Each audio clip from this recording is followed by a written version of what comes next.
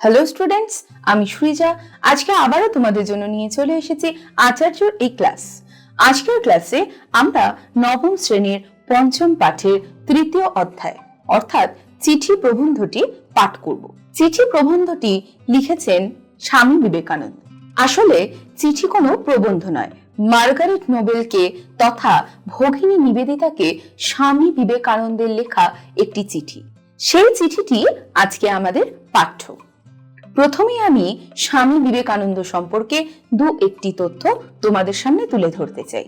দেখো, স্বামী বিবেকানন্দের রচনা আমরা ছোটবেলা থেকে বহুবার পড়ে এসেছি, তাই স্বামী বিবেকানন্দ আমাদের কাছে কোনো অপরিচিত নাম কিংবা অপরিচিত ব্যক্তিত্ব অবশ্যই নয়। তবু একটি কথা এই প্রবন্ধটি তথা চিঠিটি পড়তে গিয়ে আমাদের জানা দরকার, সেগুলো নিয়ে আজকে তোমাদের সঙ্গে আমি প্রথমে আলোচনা করে নিচ্ছি।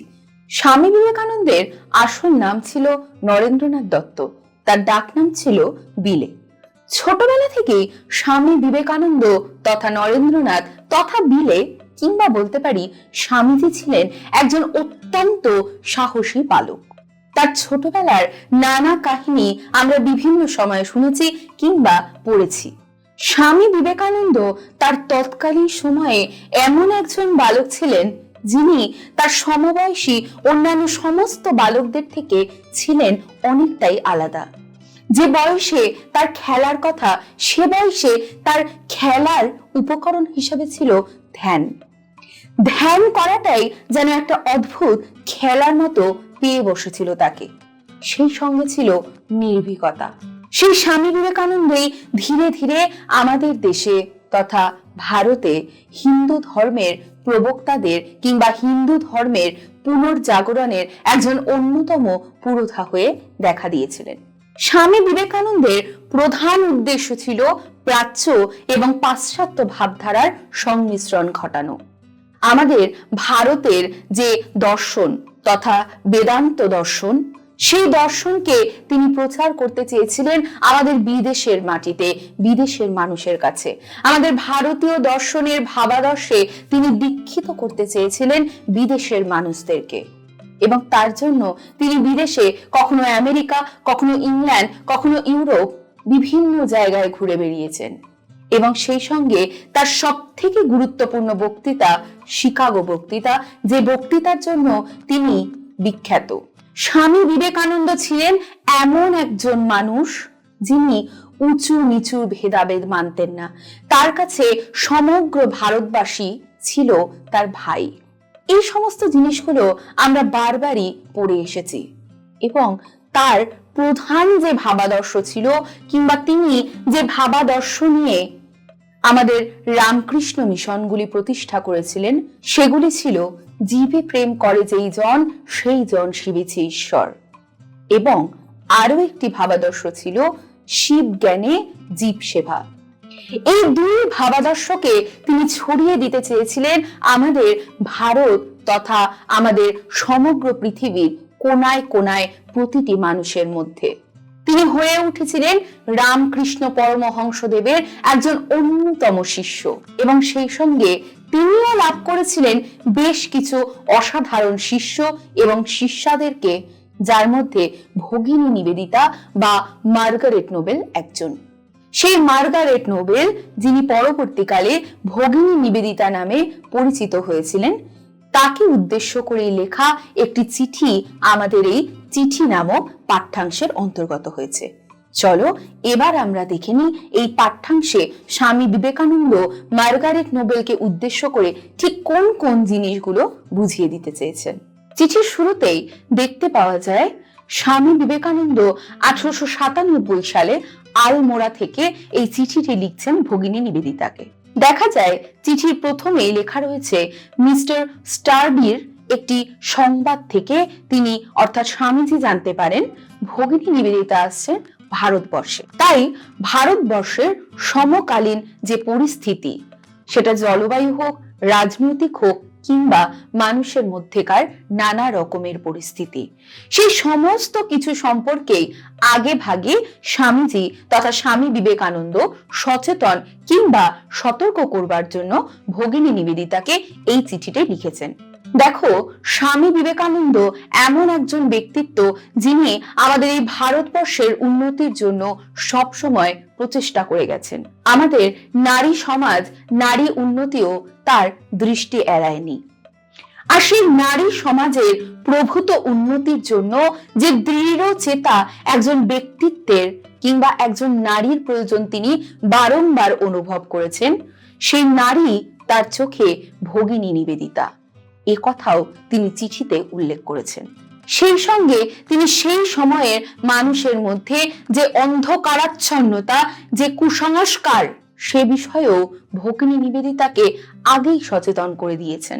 এরপর স্বামী বিবেকানন্দ ভগিনী নিবেদিতাকে সতর্ক করেছেন আমাদের ভারতীয় এবং শ্বেতাঙ্গ তথা ব্রিটিশদের মধ্যেকার যে বিভেদ সেই সম্পর্কে। এর প্রধান কারণ হলো ভগিনী নিবেদিতা আসছেন আমাদের ভারতবাসীকে সেবা করতে, অথচ তিনি একজন বিদেশী।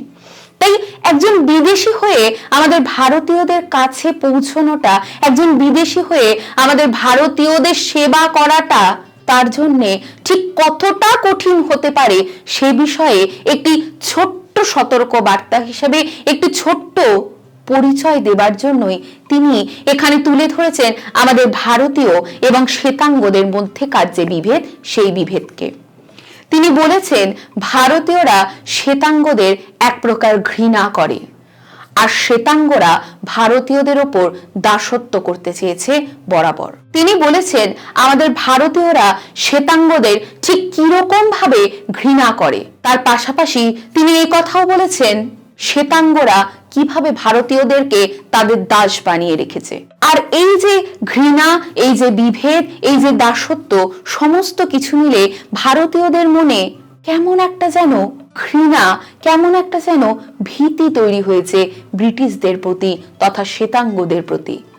আর সেই ঘৃণার কবলে পড়তে পারেন ভগিনী নিবেদিতা, এ বিষয়েও তিনি সচেতন করে দিয়েছেন আমাদের ভগিনী নিবেদিতাকে। দেখো, এখানে কিন্তু স্বামীজি কিংবা স্বামী বিবেকানন্দ কোনোভাবেই ভগিনী নিবেদিতাকে ভারতবর্ষ সম্পর্কে ভয় পাওয়াতে চাননি, বরং ভারতবর্ষের উন্নতির জন্য যে মানুষটি আসতে চাইছেন সেই মানুষটিকে ভারতের সামগ্রিক একটি চিত্র তুলে ধরতে চেয়েছেন, যাতে তিনি আগে থেকেই প্রস্তুত থাকেন এবং ঠিক সেরকম ভাবেই তিনি তার পদক্ষেপগুলো গ্রহণ করতে পারেন আমাদের ভারতের মানুষের কাছে পৌঁছানোর জন্য, তাদের সেবা করবার জন্য।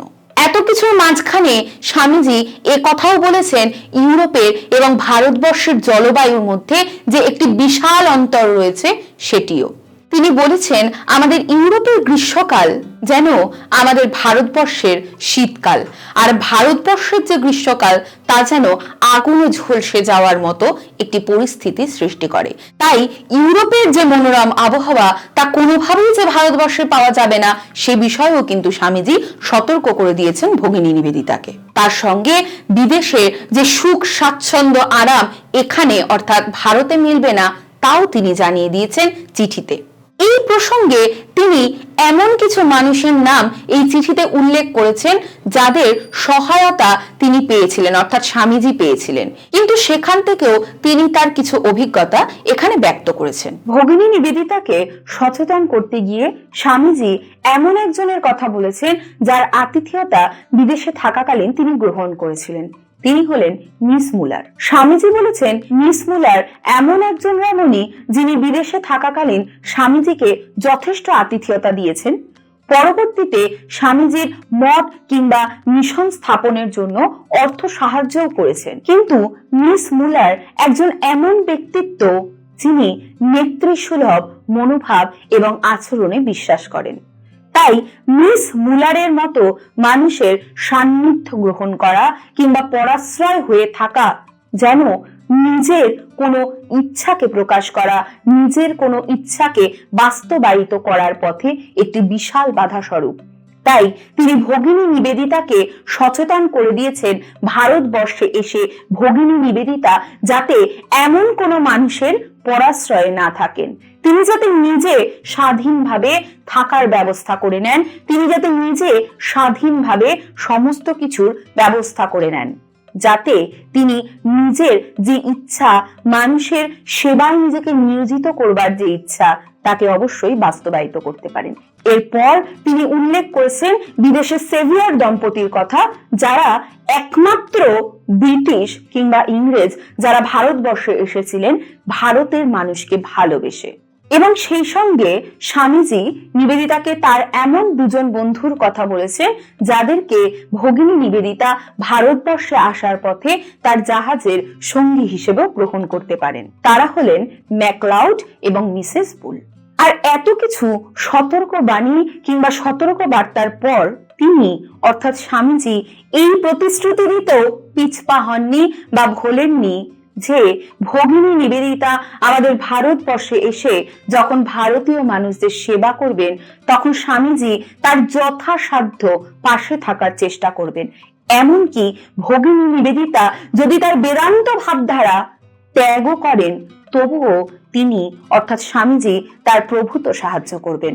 এই প্রসঙ্গে তিনি একটি কথা উল্লেখ করেন, সেটি হলো মর্দ কা বাত হাতি কা দাঁত। তাহলে আমরা এই স্বামী বিবেকানন্দের লেখা চিঠিটির মধ্যে দেখতে পেলাম তিনি ঠিক কিভাবে ভগিনী নিবেদিতাকে ভারতে এসে সেবা করবার জন্য গাইড করেছেন তথা পথপ্রদর্শক হিসেবে কাজ করেছেন। আগে থেকেই কিভাবে তাকে ভারতের যাবতীয় পরিস্থিতি সম্পর্কে ভয় না দেখিয়ে সতর্ক করে দিয়েছেন এবং সেই সঙ্গে ভালোবাসা এবং প্রতিশ্রুতি জানিয়ে চিঠিটি সমাপ্ত করেছেন। তাহলে আমি তোমাদের সঙ্গে আজকে আলোচনা করে নিলাম স্বামী বিবেকানন্দের লেখা এই চিঠিটি। তোমরা আমার ক্লাসটি ভালো করে শুনো এবং এই চিঠিটি বারবার করে পড়ো, দেখবে তোমরা পরীক্ষার জন্য একদম প্রস্তুত হয়ে যাবে। তাহলে আমি আমার ক্লাস আজকে এখানেই শেষ করছি।